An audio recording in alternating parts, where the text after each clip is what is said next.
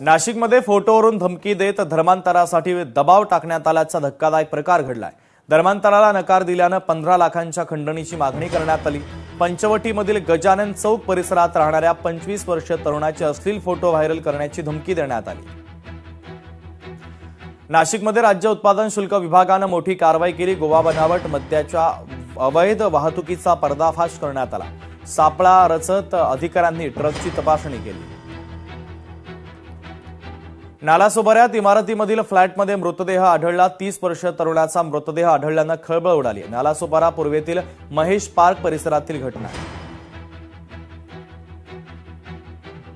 नागपूरमध्ये दारूच्या नशेत मित्रानं मित्राचा खून केला। पार्टीत असलेल्या क्षुल्लक कारणावरून हत्या करण्यात आली। पोलिसांनी 3 जणांना ताब्यात घेतलंय।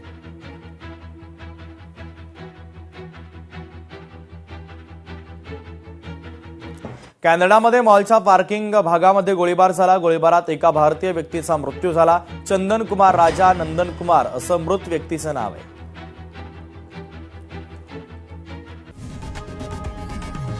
लोकशाही मराठी ऐका, पहा, जागरूक रहा।